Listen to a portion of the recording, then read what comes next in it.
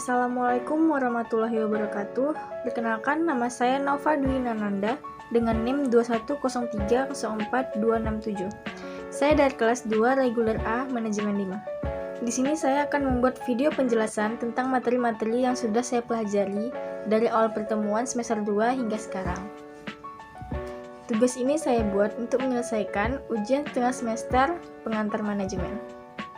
Adapun materi-materi yang akan saya jelaskan, yang pertama yaitu konsep dasar manajemen dan organisasi, yang kedua yaitu manajer dalam kegiatan manajemen, yang ketiga yaitu lingkungan dan budaya organisasi dan bisnis internasional, dan yang terakhir yaitu tanggung jawab sosial dan perusahaan dan etika manajemen. Nah, yang pertama adalah organisasi dan manajemen.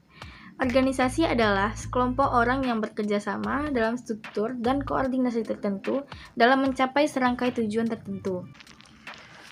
Organisasi terbagi menjadi dua. Yang pertama yaitu organisasi profit oriented dan yang kedua adalah organisasi non-profit. Yang membedakan adalah tujuan dari organisasi tersebut. Ada yang bertujuan mencari keuntungan secara finansial dan tidak mencari keuntungan secara finansial.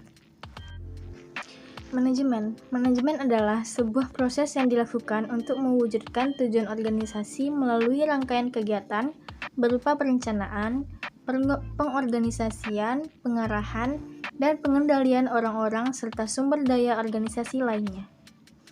Manajemen adalah seni atau proses dalam menyelesaikan sesuatu yang terkait dengan pencapaian tujuan.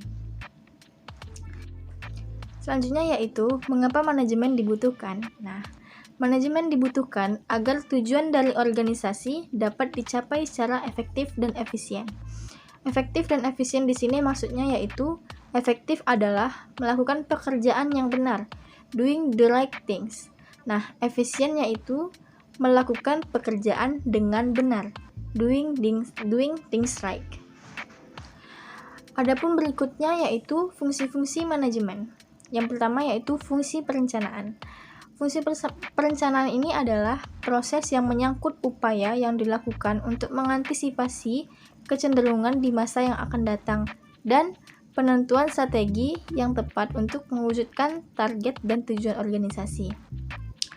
Fungsi perencanaan terbagi menjadi beberapa, yaitu menetapkan tujuan dan target bisnis, merumuskan strategi untuk mencapai tujuan dan target, menentukan sumber-sumber daya yang diperlukan, menetapkan standar dan indikator keberhasilan.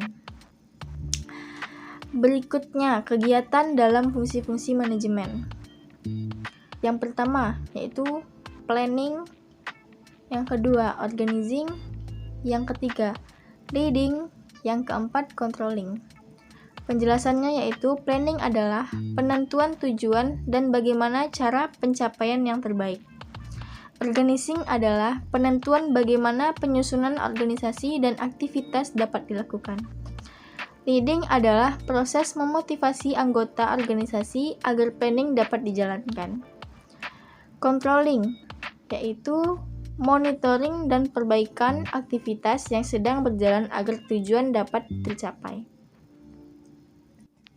Berikutnya yaitu materi manajer sebagai pelaksana manajemen. Peran manajer dalam organisasi terbagi menjadi dua, yaitu manajer adalah individu yang bertanggung jawab secara langsung untuk memastikan kegiatan dalam sebuah organisasi dijalankan bersama para anggota dan organisasi. Yang kedua yaitu tugas manajer adalah untuk memastikan mewujudkan agar tujuan organisasi dapat tercapai secara efektif dan efisien melalui serangkaian kegiatan manajemen secara fungsional maupun operasional. Keahlian manajemen. Yang pertama yaitu keahlian teknis, technical skills, yaitu keahlian yang diperlukan untuk melakukan pekerjaan spesifik tertentu. Yang kedua, keahlian berkomunikasi dan berinteraksi dengan masyarakat atau human relation skills, yaitu keahlian dalam memahami dan melakukan interaksi dengan berbagai jenis orang masyarakat. Yang ketiga yaitu keahlian konseptual atau conceptual skills, yaitu keahlian dalam berpikir secara abstrak, sistematis, termasuk di dalamnya mendiagnosa dan menganalisis berbagai masalah dalam situasi berbeda-beda, bahkan keahlian untuk memprediksi di masa yang akan datang. Selanjutnya yaitu keahlian dalam pengambilan keputusan atau decision making skills, yaitu keahlian untuk mengidentifikasi masalah sekaligus menawarkan berbagai alternatif solusi atas permasalahan yang dihadapi. Selanjutnya, keahlian dalam mengelola waktu atau time management skills, yaitu keahlian dalam memanfaatkan waktu secara efektif dan efisien. Adapun tingkat-tingkatan manajemen. Yang pertama yaitu manajemen non-supervisi. Selanjutnya manajemen tingkat pertama atau supervisi. Yang ketiga manajemen tingkat menengah. Nah, yang paling atas yaitu manajemen tingkat pusat. Selanjutnya yaitu organisasi bisnis sebagian dari lingkungan. Organisasi bisnis sebagai kumpulan orang-orang tidak dapat dilepaskan dari lingkungan, karena pada dasarnya organisasi merupakan bagian dari lingkungan dan masyarakat. Contohnya nih, sebuah perusahaan atau organisasi bisnis yang beroperasi di sebuah lingkungan selain kegiatan bisnis yang dikelolanya, namun organisasi tersebut juga terlibat dengan lingkungan di seputar organisasi. Oleh karena itu, sebuah organisasi perlu memahami lingkungan apa saja yang terkait secara langsung maupun tidak langsung dengan kegiatan organisasi. Lingkungan internasional dan kegiatan bisnis. Lingkungan internasional merupakan kegiatan yang lebih luas dari negara yang pada praktiknya akan mempengaruhi kegiatan perusahaan. Terutama perusahaan melakukan kegiatan bisnis internasional, yaitu transaksi bisnis yang melibatkan lebih dari satu negara. Berikut berbagai bentuk kegiatan bisnis internasional. Yang pertama, kegiatan ekspor-impor atau ekspor-import. Yang kedua, lisensi atau licensing. Yang ketiga, partner strategis atau international strategic alliance. Yang keempat, investasi langsung atau direct investment. Selanjutnya yaitu faktor-faktor yang terkait dalam bisnis internasional. Yang pertama, kontrol dalam perdagangan internasional. Yang kedua, komunitas ekonomi internasional atau economic communities. Yang ketiga yaitu perbedaan budaya antar negara atau cultural difference across nations.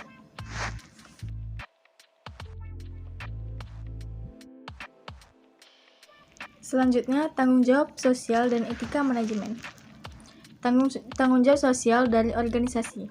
Tanggung jawab sosial merupakan salah satu kegiatan yang perlu untuk diperhatikan oleh perusahaan. Sekalipun terdapat pro dan kontra menyangkut tanggung jawab sosial ini, akan tetapi tanggung jawab sosial dapat diterima secara logis karena perusahaan merupakan bagian dari lingkungan sosial masyarakat. Pro dan kontra mengenai tanggung jawab sosial.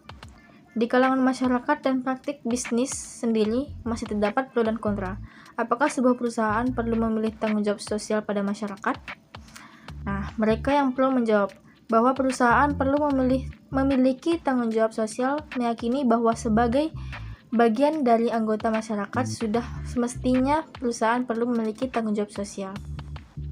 Namun, bagi mereka yang kontra berpandangan bahwa sampai sebatas mana tanggung jawab sosial tersebut. Nah, berikut nih, cara mengelola tanggung jawab sosial dari perusahaan. Ada beberapa strategi yang digunakan oleh perusahaan untuk mengelola tanggung jawab sosial dan perusahaan. Di antaranya, yang pertama yaitu strategi reaktif atau reactive social responsibility strategi. Yang kedua yaitu strategi defensive atau defensive social responsibility strategi. Yang ketiga yaitu strategi akomodatif atau accommodative social responsibility strategi. Yang keempat yaitu strategi proaktif atau proactive social responsibility strategi. Berikutnya manfaat dari tanggung jawab sosial. Adapun manfaat dari tanggung jawab sosial yaitu tanggung jawab sosial sebagai konsekuensi logis keberadaan perusahaan di sebuah lingkungan masyarakat, mendorong perusahaan untuk lebih proaktif dalam mengambil inisiatif dalam hal tanggung jawab, dan pada dasarnya tanggung jawab sosial ini memberikan manfaat manfaat dalam jangka panjang untuk semua pihak yang diantaranya. Yang pertama yaitu manfaat bagi perusahaan, manfaat bagi pemerintah, dan manfaat bagi masyarakat.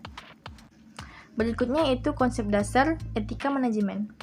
Griffin tahun 2000 secara singkat menyatakan bahwa etika adalah beliefs of what is good and what is bad. Keyakinan akan sesuatu yang dianggap baik dan benar. Sedangkan menurut Kreitner tahun 1992 adalah studi mengenai tanggung jawab moral yang terkait dengan apa yang dianggap benar dan apa yang dianggap salah. Akan tetapi, Kreitner mengingatkan bahwa etika dalam manajemen tidak saja berbicara apa yang baik dan apa yang buruk, apa yang benar dan apa yang salah, sehingga yang diperlukan dalam manajemen adalah orang baik dan bukan orang yang buruk. Berikutnya nih, bagaimana sih cara mengukur etika manajemen? Nah, modal penilaian etika tersebut memberikan panduan apakah sesuatu tindakan atau kegiatan memenuhi kriteria atau tidak. Dapat dinilai dari keempat kriteria etika, yaitu dari sisi manfaat, benefits, pemenuhan hak-hak, rights, prinsip keadilan, justice, dan sifat pemeliharaan atau caring. Dari sisi manfaat, dari sisi pemenuhan hak, dari sisi prinsip keadilan, dan dari sisi pemeliharaan.